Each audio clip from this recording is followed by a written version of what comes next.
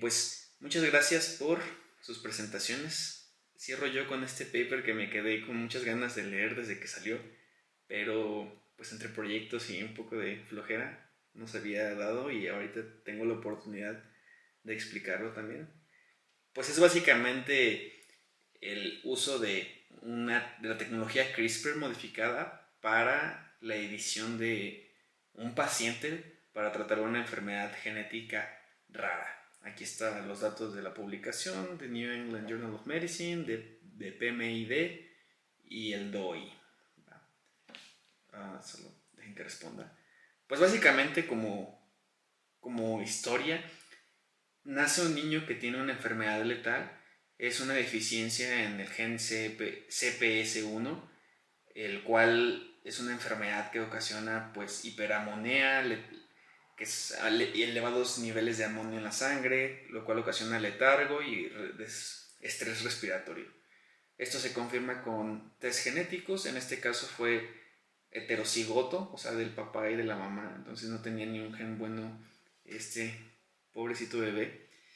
Y usualmente lo que se hace es diálisis por la insuficiencia que tiene el cuerpo para desintoxicarse, pero en este caso también se hacen trasplantes, sin embargo con el bebé no se podía porque estaba muy pequeño, por lo cual se decidieron a probar este nuevo tratamiento. Entonces así es como está todo documentado. Entonces realmente este es el bebé JK. Como rápido, lo que ocasiona esta deficiencia es pues una pérdida de esta enzima que lo que hace es ayudar en la desintoxicación.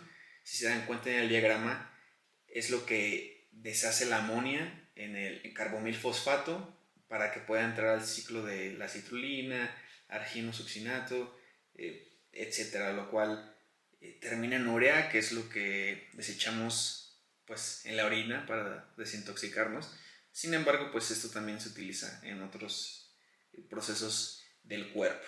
Lo más importante aquí es que la hiperamonía, que es otra vez el exceso de amonio en la sangre, causa pues muchos síntomas muy feos, en todo, sistémicos, siendo los neurológicos muy fuertes y muy incómodos.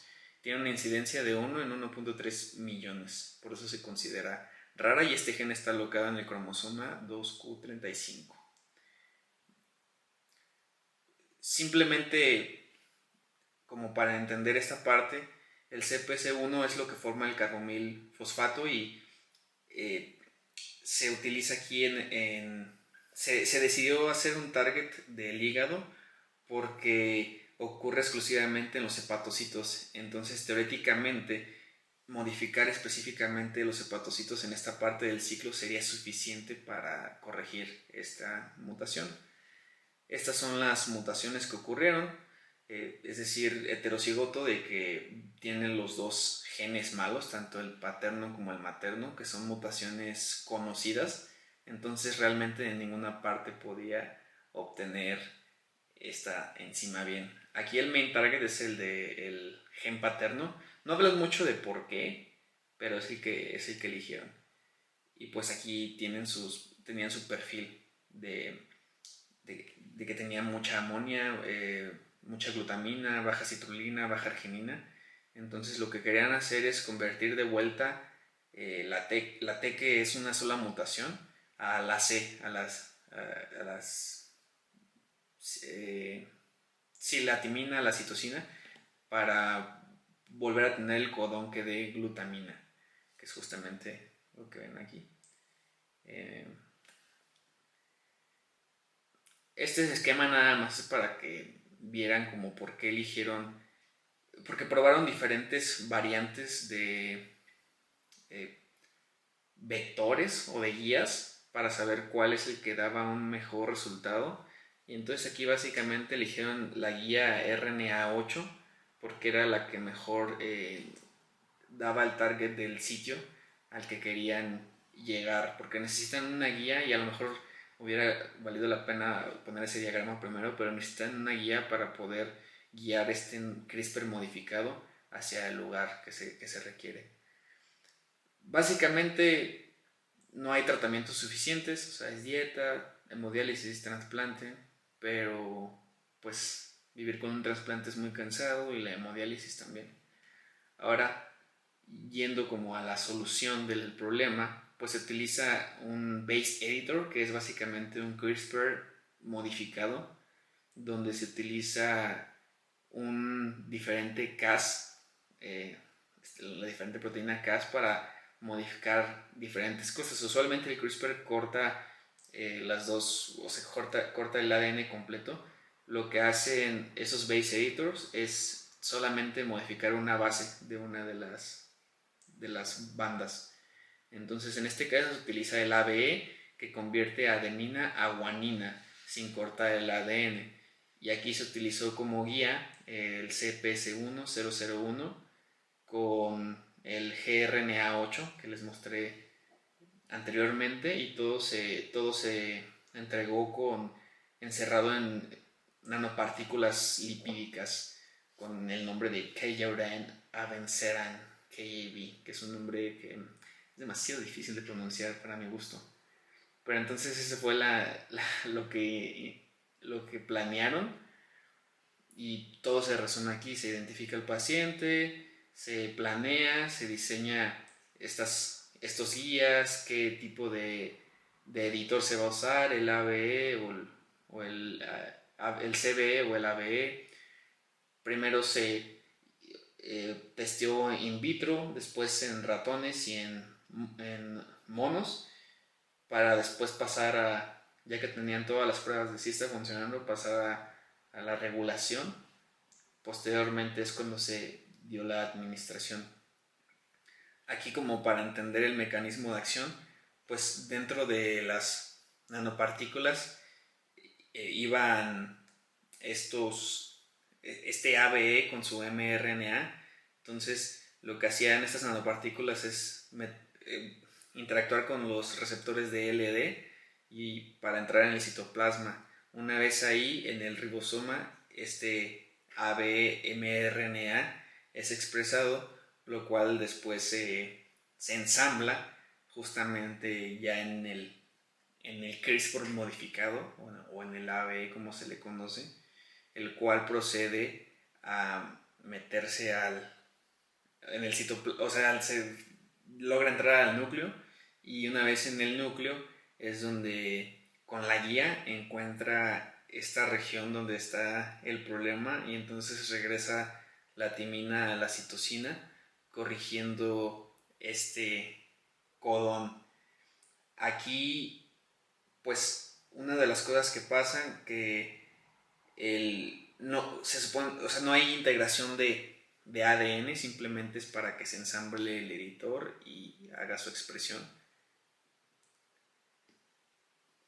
Aquí un poquito de cuáles son los componentes de estos diferentes editores, en este caso el CBE y el ABE, y por qué hacen una función diferente, ¿no? O sea, por ejemplo, el CBE pues tiene cytidine deaminases y el ADE tiene adenosine deaminases.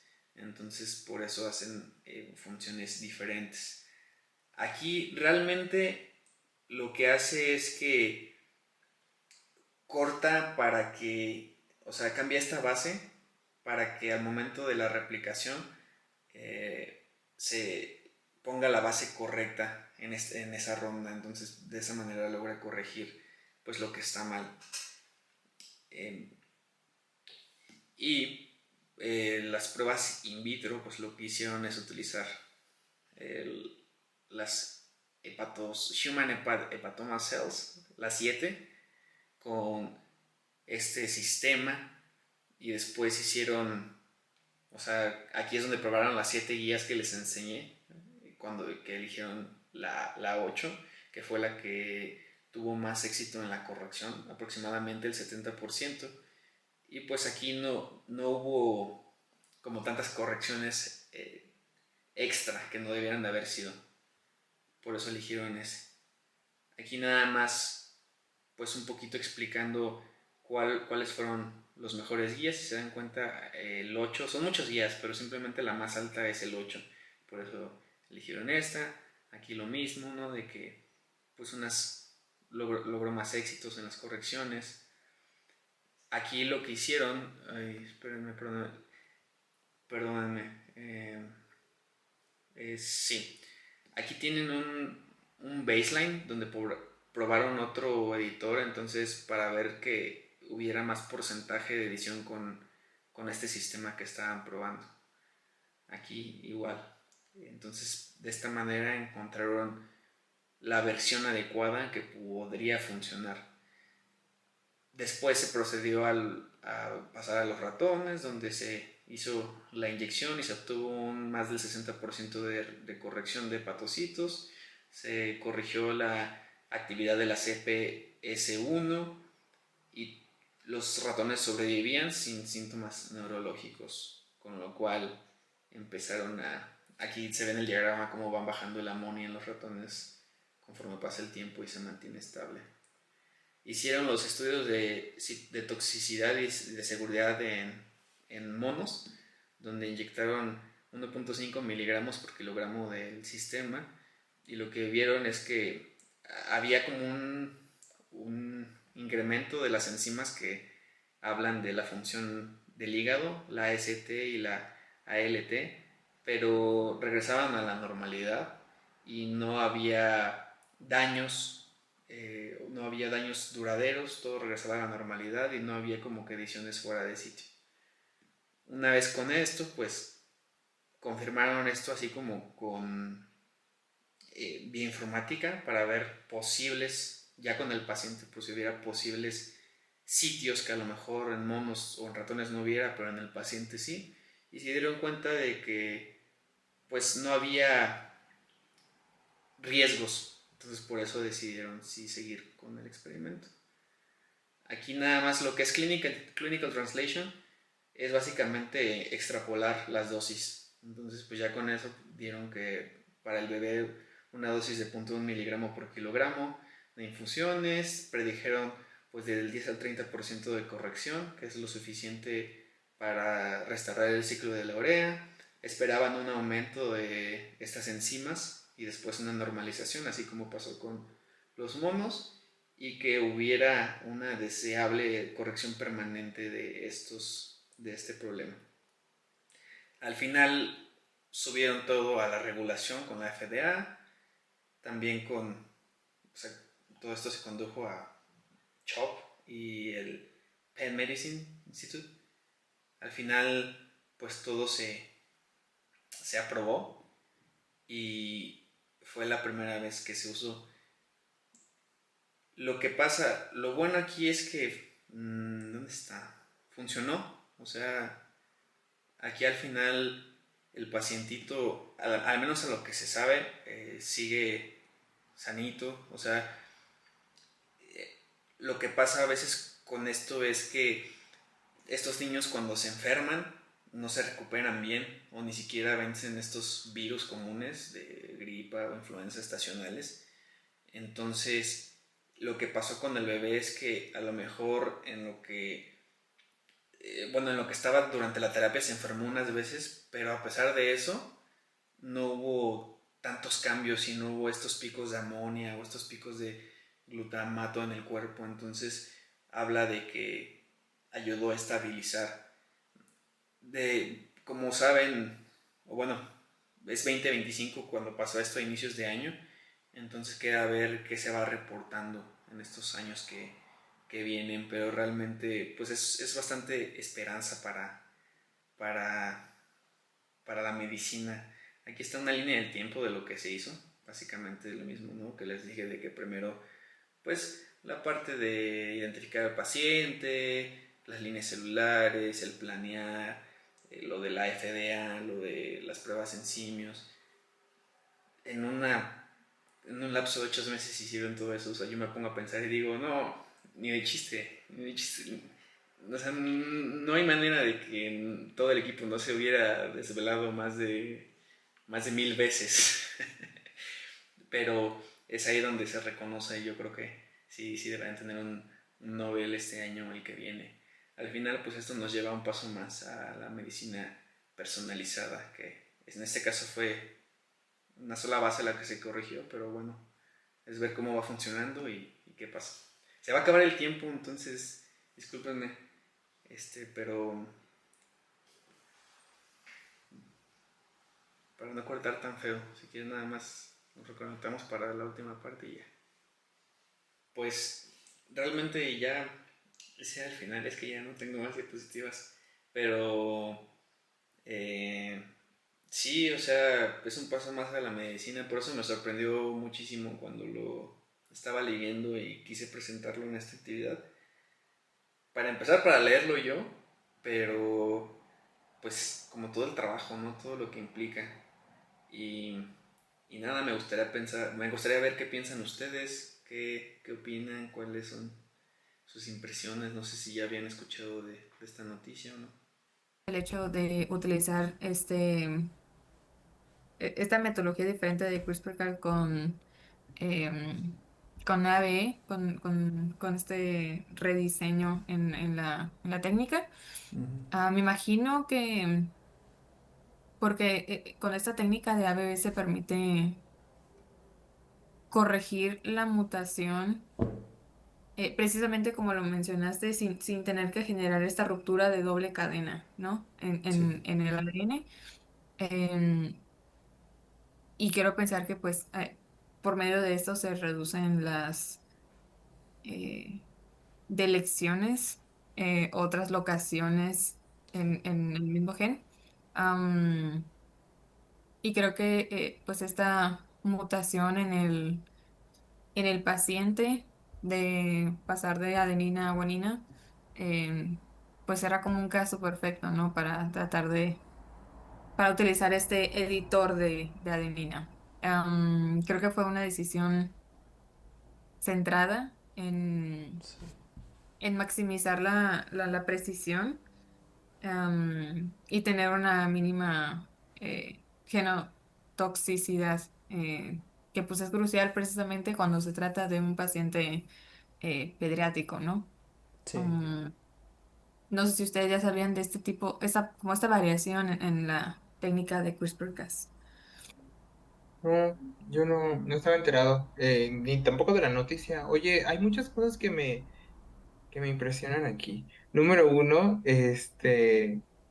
que, o sea, las mutaciones, ¿no? Que de parte de los dos padres como que trajeron mutaciones, se me hace como what are the odds, ¿no? ¿Cuál es la probabilidad de que eso pase?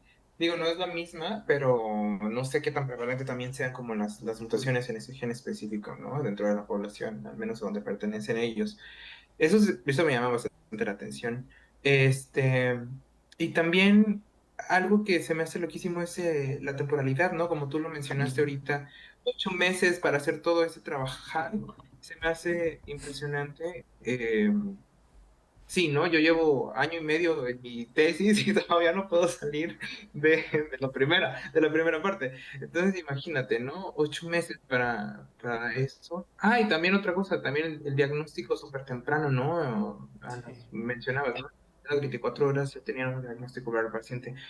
Y no sé si a lo mejor es porque como mi trabajo, mi tesis es como enfocada al diagnóstico precisamente, pero se me hace como súper valioso como tener un diagnóstico súper temprano para los pacientes. Sí, Y luego pasa eso, que por ejemplo, aquí se toma así de que "Ay, está enfermito, tiene gripe", pero de que sí le hayan hecho el test. ujú, sí, ¿no?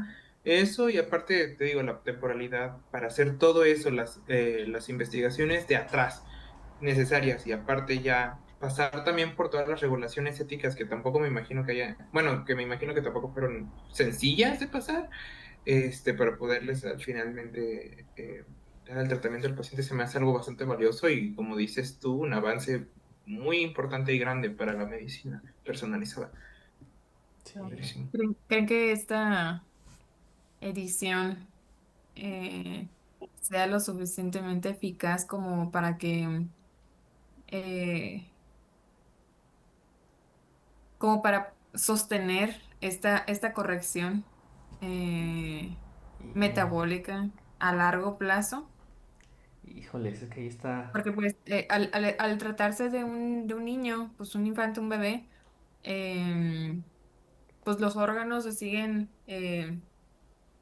creciendo, renovándose, más cuando se trata de el hígado.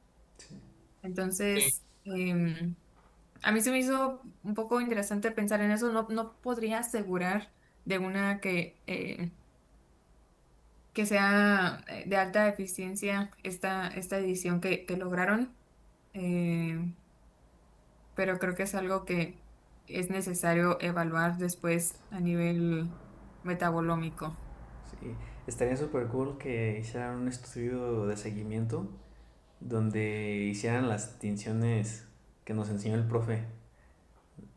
Entonces ver Ujú. cuáles, las que fueron mutadas correctamente, si lograron sobrevivir y popular, estaría interesante eso. Yo pensaría que, que como sí les da una ventaja sobre el resto de patocitos, sí pudiera seguir, porque estos sí son capaces de lidiar con el amonio de su alrededor, entonces no están citotóxicos.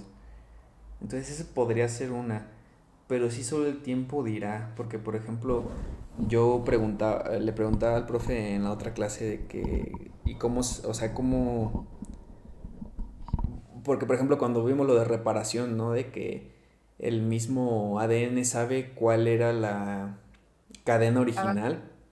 sí, Ujú. Entonces eso me queda como de duda, ¿no? De si a lo mejor por solo modificar una base no tenga que pelearse así el cuerpo de cuál era la original, porque al final se supone que modificas esta y en la segunda ronda de replicación la complementaria también se modifica, entonces ya tienes las dos modificadas, pero pues sí el mecanismo como que entenderlo más a fondo estaría interesante, solo el tiempo y otro estudio dirá, pero ojalá sí, porque esas, pues sí, ¿no? O sea, curar una enfermedad así, de ese tipo, pues sí, no sé, no sé cómo estaría como que, ¡pua! claro. Sé que en estos casos, obviamente antes de utilizar, o bueno, antes de implementar esta técnica ya de forma in vivo, en un bebé, en un ser humano, pues aquí reportan, obvio, incluso en este timeline, que pues primero se utilizó una predicción bioinformática y pues esta validación en líneas celulares y también en modelos animales. Em, Honestamente, no, bueno, desconozco de otros artículos en los que se presenten pues resultados de esta misma modificación con CRISPR en modelos animales, pero tengo entendido que creo que este es el primer artículo en el que reportan esta edición ya en un ser humano, Un ¿no? En ser un, en humano, sí. un bebé. Sí, Wow. qué miedo, ¿no? Sí. Ser el investigador Sí, que dice, vamos a intentarlo. sí, creo que Es, algo, mm, sí, perdón, ¿terminé? ay, bueno, algo que se me viene a la mente con esto fue el caso que hubo hace unos años, ¿no? De este doctor de China que hizo como alguna edición en Sí, unas bebecitas, en unas sí. gemelas. Entonces, no sé. Sí, creo que el reto principal en este tipo de tecnologías es precisamente la ética y las regulaciones que pues están bastante carentes, ¿no? En esos casos tan específicos en los que me imagino que el riesgo pues de muerte temprana es bastante alto y pues al no ver, bueno, al tener una ausencia de alternativas terapéuticas, pues se genera este gap de una base más sólida en el Sí, tratamiento. Sí. No sé cómo se puede tratar un nivel de incertidumbre aceptable en este tipo de tecnologías como para poder garantizar em, el que no haya una alteración que afecte de forma negativa a ya un ser humano. Sí, Mm, pero bueno, se me hizo muy interesante saber ahora de esta nueva modificación en CRISPR. Ahora solamente de una base de adenina, como lo presentan aquí. sí, yo siento que es como el fuego, ¿no? O lo usas para cocinar o lo usas para quemar casas. Entonces, sí, va a estar interesante lo que se viene en, pues en la ciencia, ¿no? O sea, creo que a veces, no sé, yo hubo un rato donde estaba así como de, bueno, pues ya qué más se va a hacer. Pero salen papers como este y es como de, oh Dios mío, han abierto una caja Sí, de Pandora. Pero, sí, sí, pero pues iba a sí, decir que es una conversación que tendremos que tener, pero no la tenemos que tener en el futuro, es momento para tener esa conversación como sí, en la ciencia, Claro. ¿no? De qué vamos a hacer en esas situaciones. sí, ya no podemos ignorar que no está despegado de la filosofía, la ética, todo, ¿no? Porque al final, pues la bioética también, bueno, me platicaba una compañera que estudia, que pues también ven mucho de filosofía, ¿no? Porque pues es como que base de todo, entonces sí está, creo que va a estar un poquitín complicado para hacer todas las regulaciones y ponernos de acuerdo, ¿no? Claro, claro. Eh, ¿Sabes si, porque no recuerdo muy bien, sé que en este caso, la entrega em, se hizo por medio de LNPS, son nanopartículas? De lípidos. Esto se me Ujú. hizo muy interesante porque creo que de forma más convencional se utilizan precisamente vectores virales como los que ya presentamos, los de adenoasociados. En este caso utilizaron nanopartículas. ¿Sabes o recuerdas qué ventajas o si mencionan algunas de las ventajas de utilizar nanopartículas lipídicas frente a otro tipo de sistemas de entrega? Sí, la que recuerdo es más que nada el no despertar el sistema inmune em, como una respuesta directa. Porque Ya, sí, o sí tuvieron que hacer como citotoxicidad para pues ver que los lípidos los aceptara el cuerpo, el tipo de lípidos. Y pues de repente hay lípidos como muy inflamatorios, pero en este caso fue eso, ¿no? Que a lo mejor podría haber algo ahí chistoso, pero no iba a haber una respuesta dirigida. Esa fue la que recuerdo ahorita mismo. ya, Sí, ok. Sí, pues, quiero, tal vez también tenga algo que ver ahí en la mm, integración genómica que se integre de una forma no deseada, tal vez también para evitar eso. No sé sí. si este tipo de nanopartículas influyen en que sea más específico. Desconozco si lo mencionen, no recuerdo, pero creo que sería también algo bastante relevante en conjunto no solamente con esa eh, técnica de CRISPR-Cas, sino también el cómo la entregas en el organismo. Fíjate que no se meten mucho en eso, pero se me ocurre que la misma nanopartícula esconde el ARN del mismo sistema inmune. Entonces a lo mejor las tecnologías que ustedes mencionaron, el poderlas combinar, podría resultar en algo bastante interesante. No es lo que se me ocurre, no se meten mucho en eso, pero Ok, pues tendría sentido. ok. Ok. Sí. Bueno, Bueno, cerramos el journal. cerramos el Journal Club, finalmente. Eh, Finalmente se cierra este journal con esta presentación de tres eh, artículos que, si bien se relacionan, también son bastante diferentes y más que nada en eh, tiempo en los que fueron publicados. Sí, una, Y una creo que es como una evolución. línea del tiempo. Sí, justo. Claro, así es. Va, pues muchas gracias y estuvo más Gracias. ameno de lo que imaginé. Gracias, gracias, Tim. Y bueno.